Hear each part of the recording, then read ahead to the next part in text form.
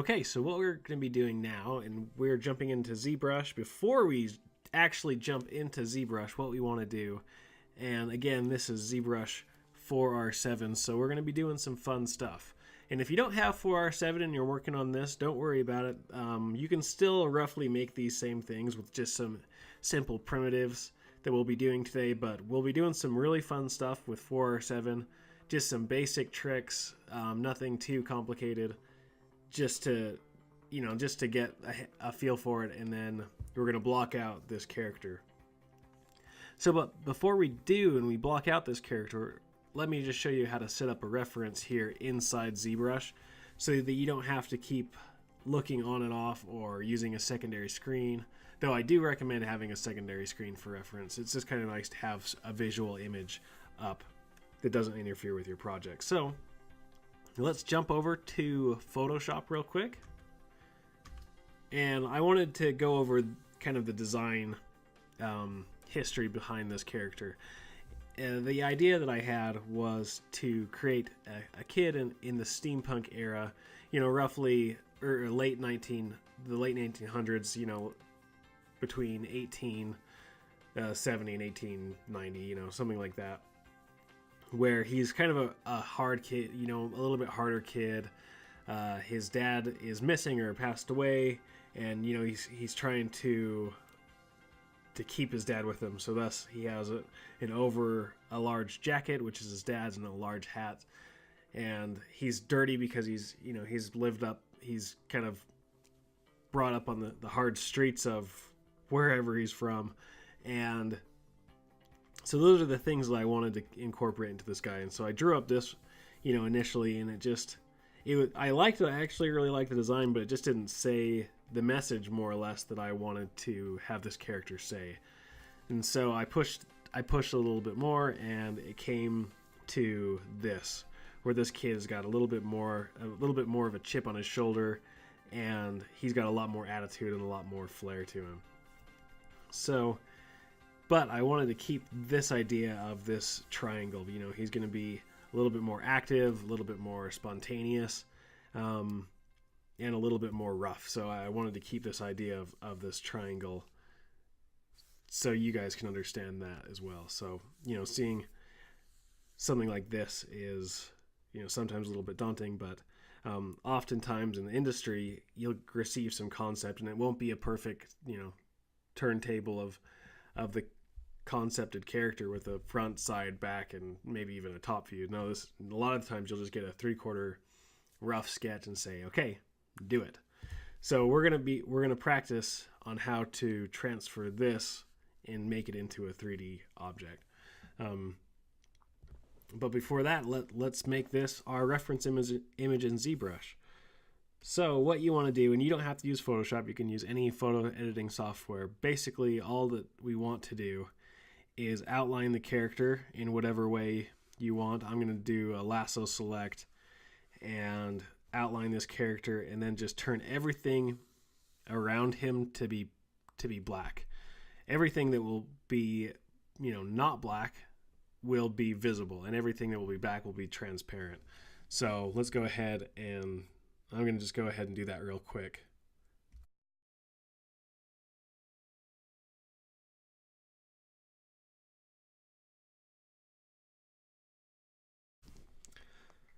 Okay, so now that I have outlined everything and kind of inverted all around him black, he's ready to be sent over. I'm not too worried that it's not perfect. I mean, this is really just for a reference image. So all I do is just save out a JPEG. I don't need it quite so big, so I'll just change it down to 1200, and it probably still doesn't need to be that big, but it's nice to have that kind of resolution if you need it. So I'll just save it out real quick.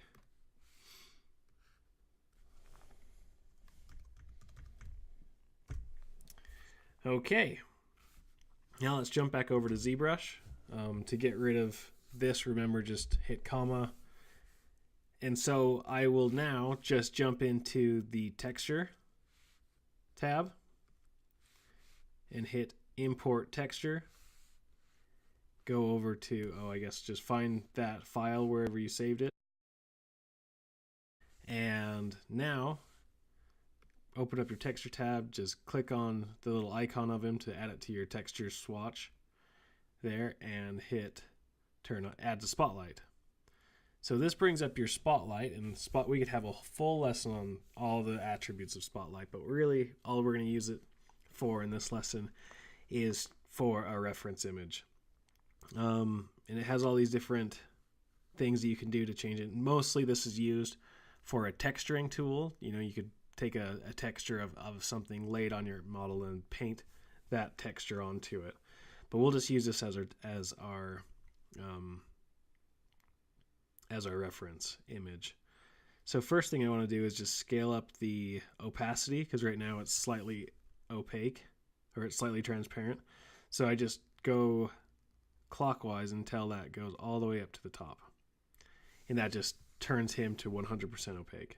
And notice that all the black is transparent, even inside his goggles.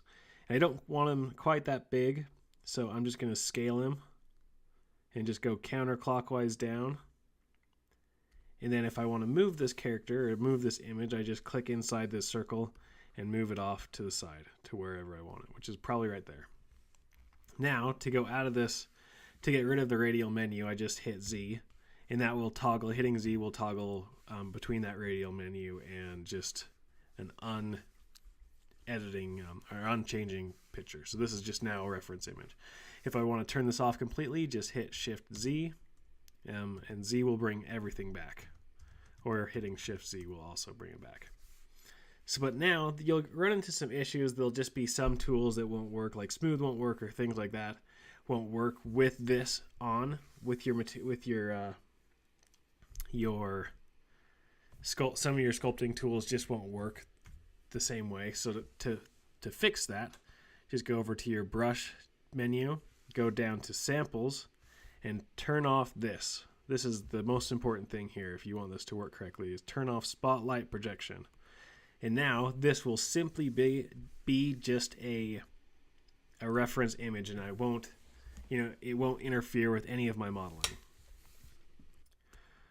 Okay, so what we're going to do is jump into blocking out this character. And the first thing I'm going to be doing, this is a technique that I've been using for years, almost since I initially started using ZBrush, and it's just something that I've refined over the time. It's just something that I really like doing. I think you get some quick shapes and quick silhouette, which is so important when creating your character, is focusing on that silhouette, that initial silhouette. So it's a Z-sphere block in. Just click over into your Z-tool menu, hit Z-sphere, and then just click and drag out a Z-sphere, and then hit T. Now make sure that symmetry is on by hitting X, and you want to think of Z-spheres as this is just a very flexible armature that you're building. And you want to start off with basically the stomach.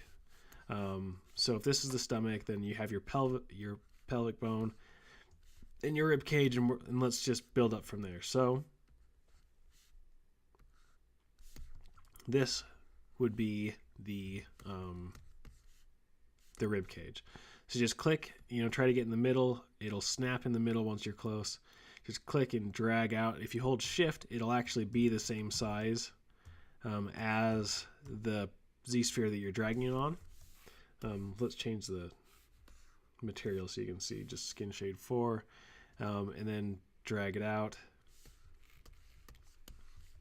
You do the same for the pelvic bone, or the pelvic bone. I want them to have a kind of an exaggerated S curve. And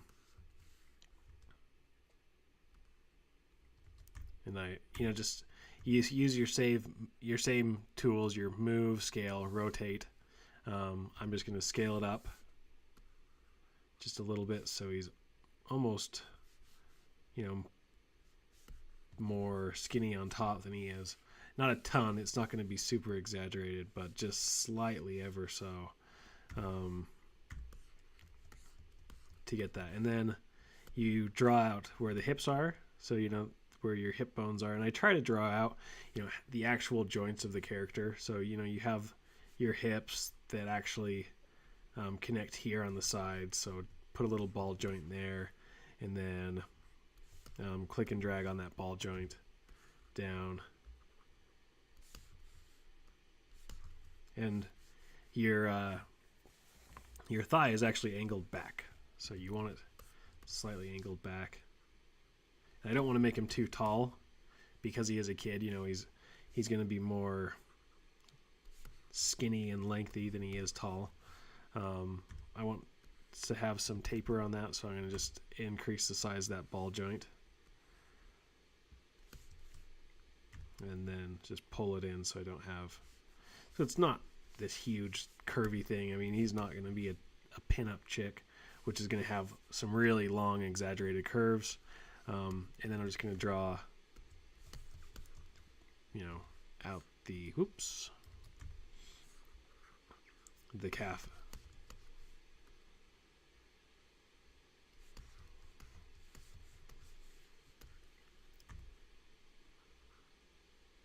And I'm doing very exaggerated proportions, very skinny legs.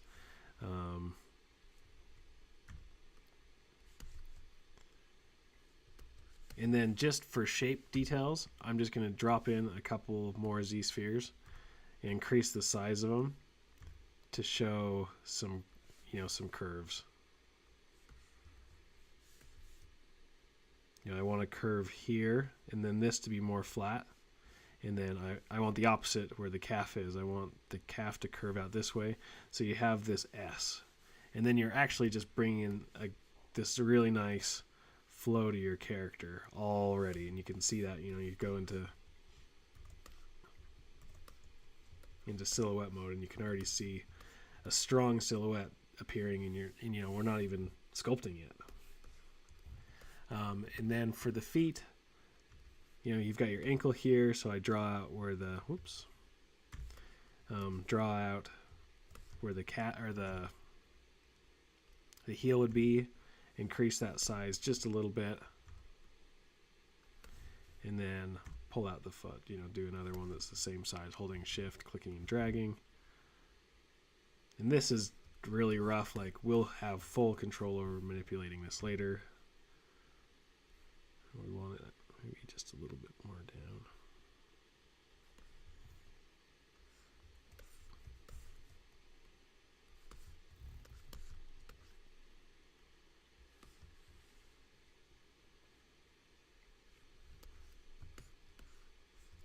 Okay, and then we're going to do the same for the shoulders and the arms. You draw out your shoulders.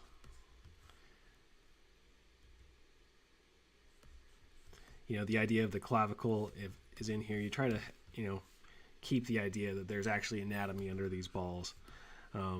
So if the clavicle is angled, shoulder's going to have slightly angled, and you're just going to automatically have that shape. And then click and drag out the arms. And the arms, if we want skinny wrists, and then just find the middle of that.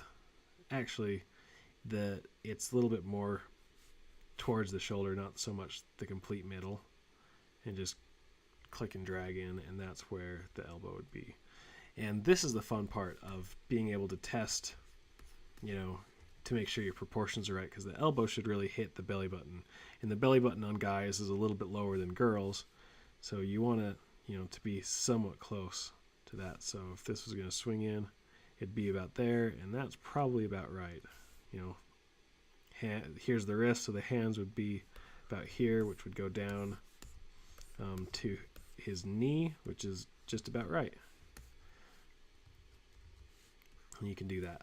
And I like to actually give some bend and curve to my arms. This just gives a little bit more reality. It gives a little bit more life to the armature, to the block in, and the T-pose especially. It's sometimes so hard to find the personality in a T-pose, because they're so stiff. But I find by giving them a little bit more curve while modeling them, and if I'm making it for animation, I'll straighten out everything after I find my curves and find my shapes and find, my rhythm and flow. And then after I do that, then I can, I know, I give reference of how this character should hold himself, because those answers are figured out. And ZBrush is just so versatile that I don't have to worry about going back and fixing it later. So now that I'm not going to do the hands. We're just going to imagine the hands. I like to do the hands separate, just so they're not connected to this initial topology. This, when we make this into an actual mesh.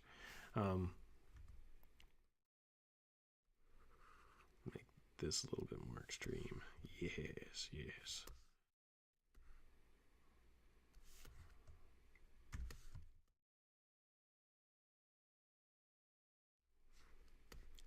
Okay, and so now, and then I just finish it off with a neck.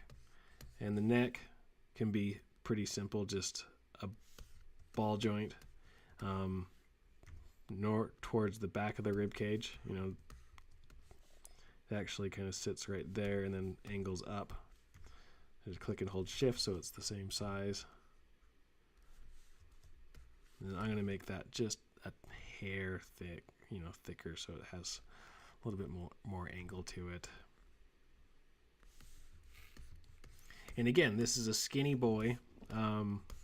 You can check your proportions, which is kind of cool. So in my concept, I actually give him a longer torso and stubbier legs. But I kind of like this idea where he's a little bit more lengthier. So I might keep it. Let's maybe shorten the legs just a bit. And this is a trick. If you go into scale and then scale in between, when you're scaling one of the axes, it'll scale everything below that. So if I need to scale it, give him little twinky arms, I can.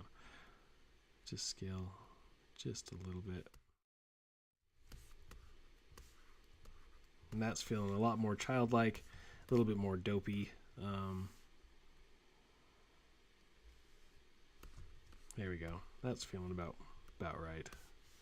We can, again, by using the rotate and clicking on these, you can check proportions. Proportions are still feeling good to me with the arms, so I'm not going to touch the arms. And before we call it good, just make sure that you're having your silhouette the way you want it, the proportions the way you want it.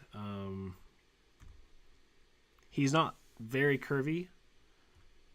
Let's actually just define his arms just a little bit. Oops. Just where his shoulders, that shoulder break would be.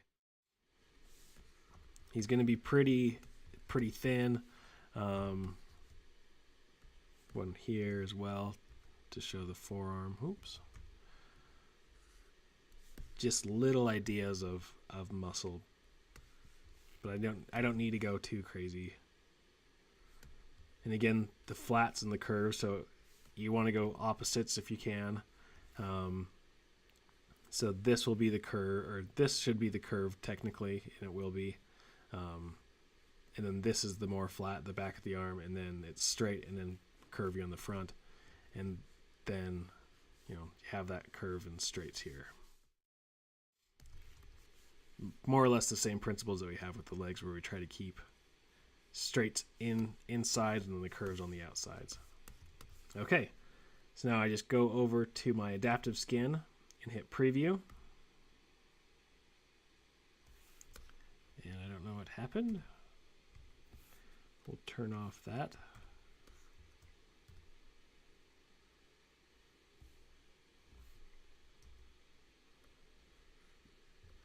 And I don't know what is going on.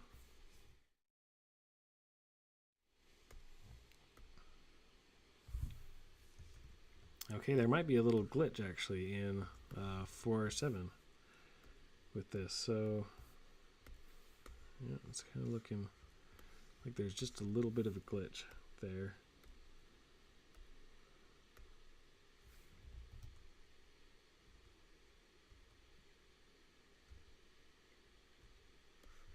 So normally if it should just go into preview mode and give you an idea of what it is, but this is kind of looking awkward to me. So I'm just going to use classic skinning and it'll fix the problems. I'm going to turn up the density, I guess.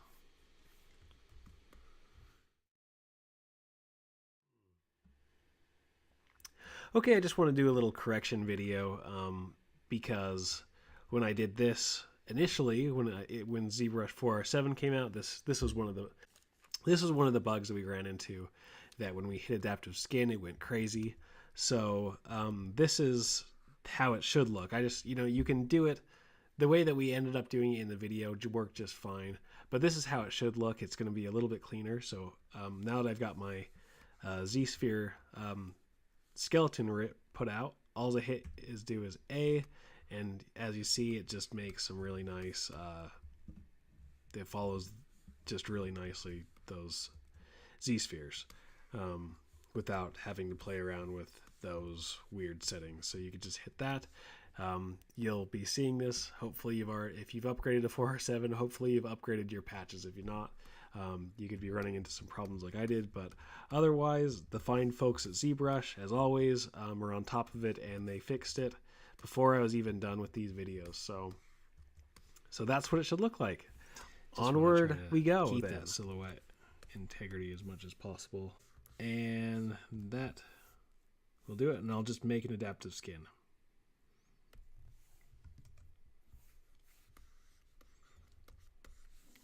Okay, and then with my adaptive skin over here, make sure symmetry is turned on again. I'm just going to quickly smooth out and shape parts with my move tool.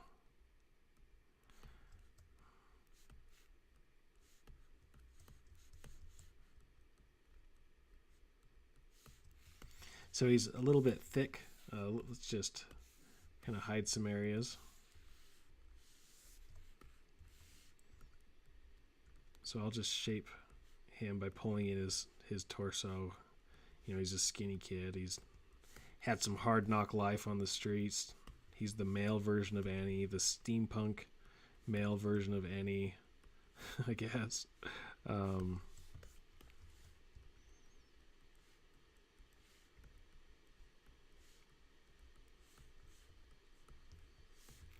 And I've got a couple of these weird polygons where it's just straight in the middle, and to fix that I just go into my geometry tab and hit mirror topology,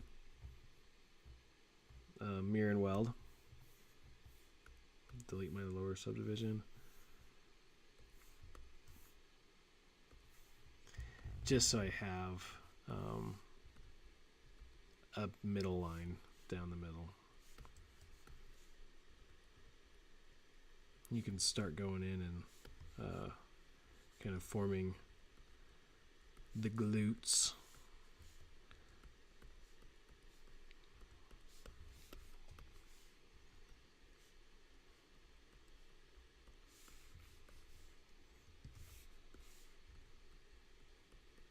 You'll see me change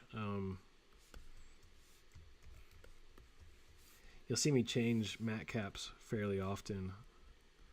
And it's just so I can see kind of the shapes where the shadows could fall a little bit harsher, and it's not super realistic, so I don't trust it 100%, but it does give me a sense of what, if there's some weird wonky geometry or some weird wobblies, something that I can focus on. In this here, I'm just trying to clean up that armature a little bit.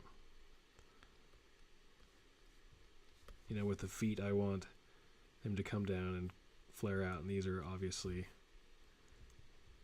too big. Hello, spotlight.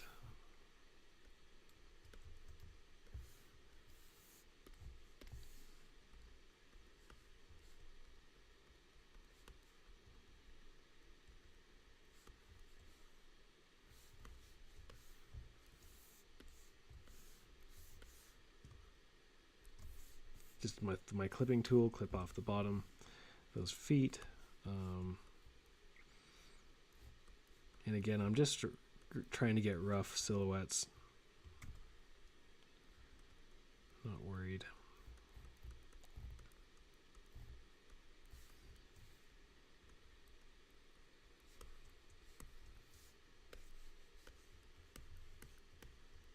Yeah, with feet,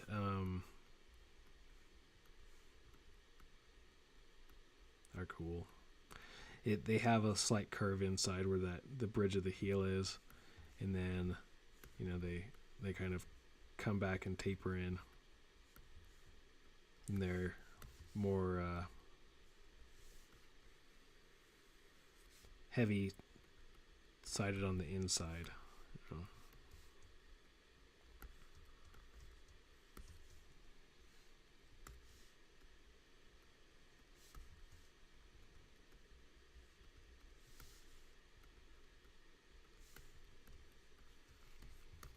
And then if you need like extra geometry, this is where some cool Z modeling brush comes in, and we'll go over this when we start building the accessories, because this is just going to make our accessories fly. We're going to blast through his little gears and gadgets like they were nothing, because this Z modeler brush is just rad.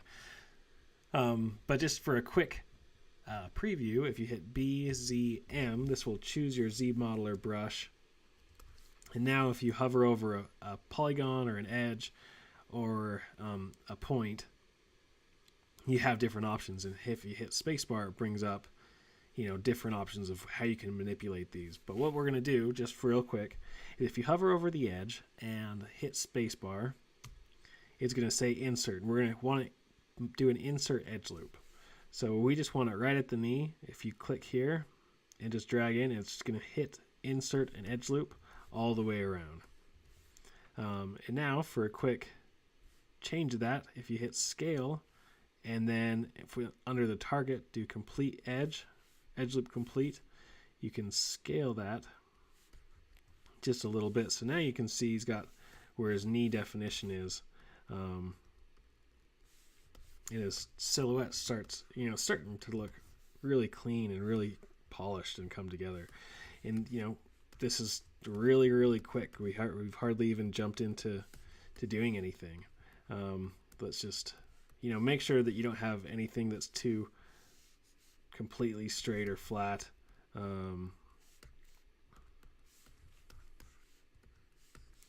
Just to keep everything interesting. You know, this is not the best topology there, so we might try to fix it a little bit.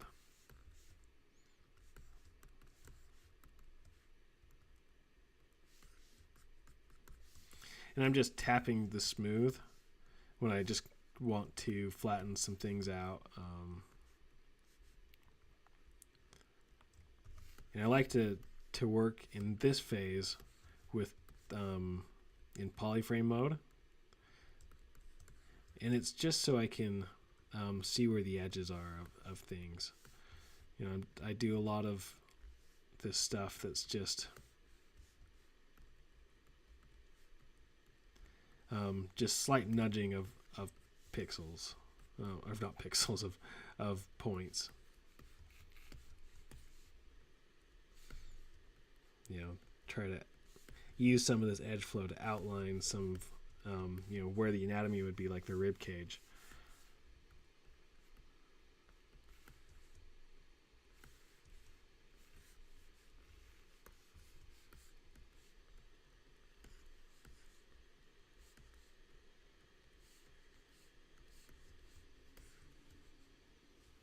Again, I'm just going to go with my Z modeler brush and scale some of these edge loops just a little bit to give it a little bit more curvature to it. So BZM, scale that slightly.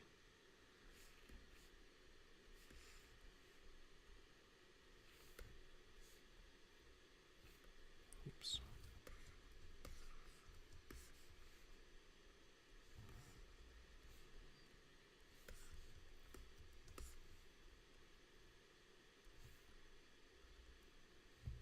And then I want to even move these too, so I can do my move.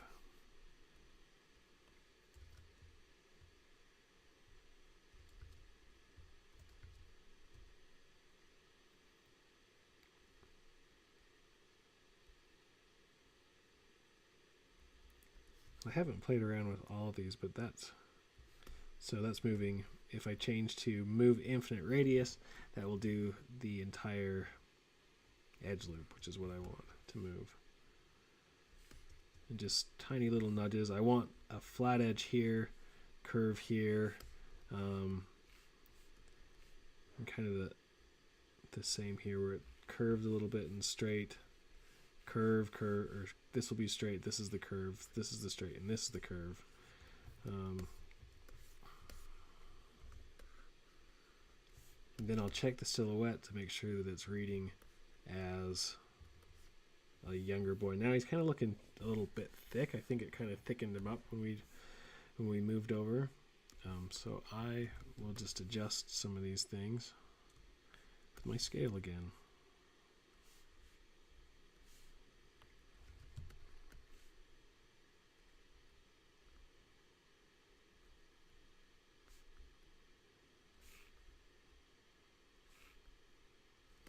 And you can actually scale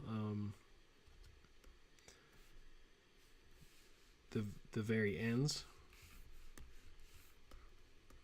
Like that edge loop doesn't read as a single edge loop, it kind of groups something else together. So I just mask that and scale it on its own.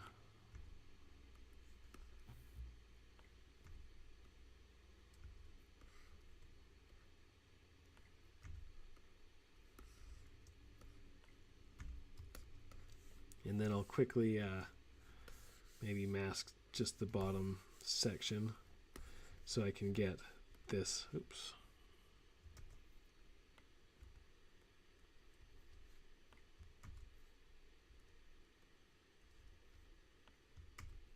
I'm hitting D, which is going into quick preview, but I don't want the quick preview.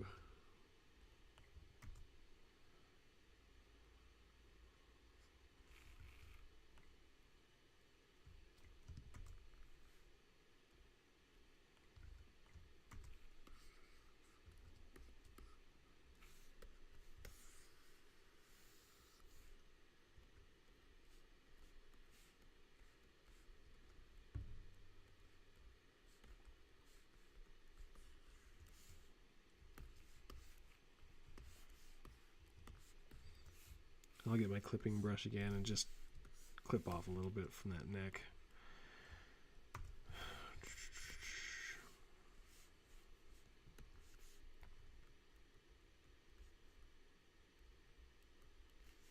And again, try to just make him a little bit thinner.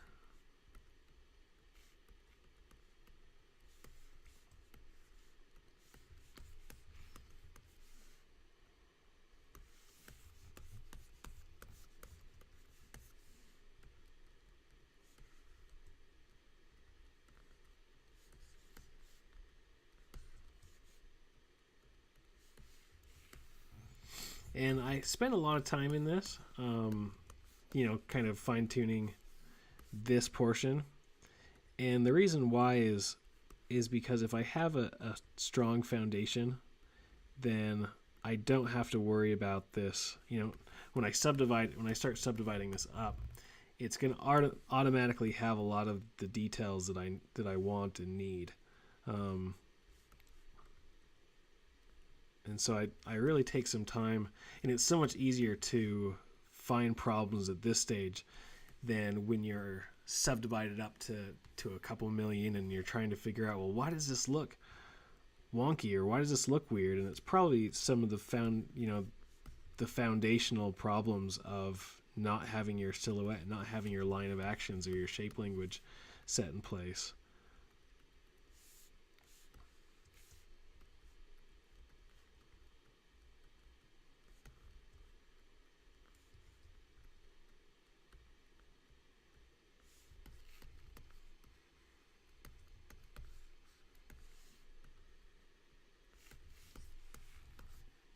Okay, so that's looking about right for the body.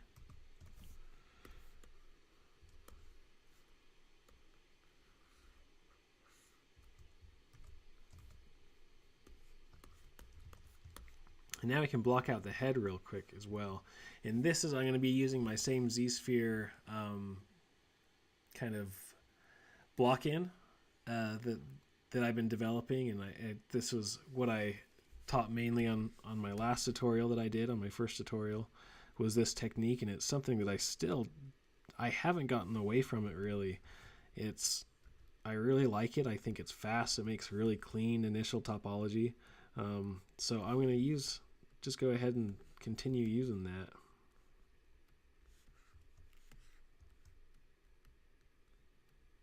And I'll fix this neck once I have a head on it. It's kind of hard to see like why I hate it so much right now.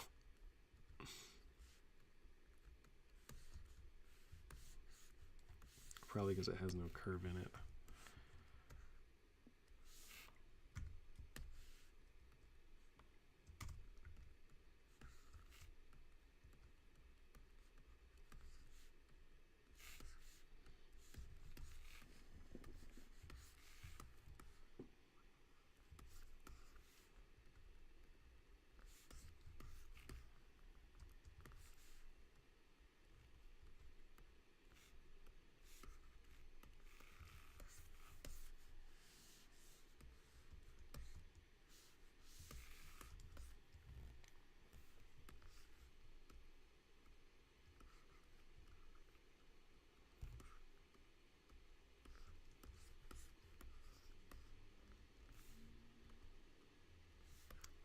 Okie dokie dokie doke.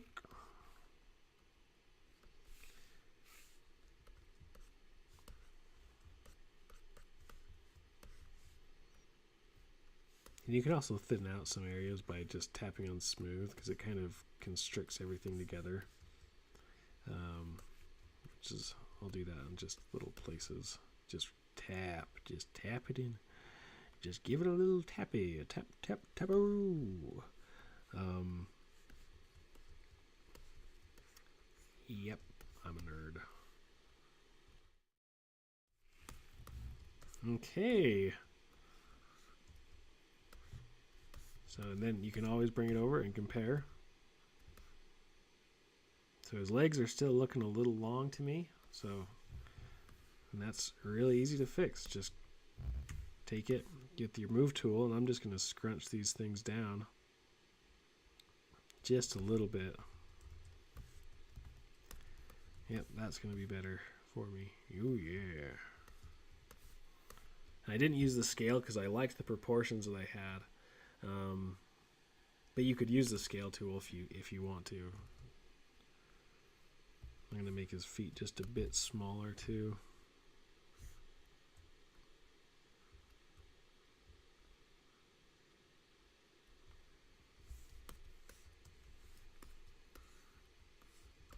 Yeah, that's going to feel better.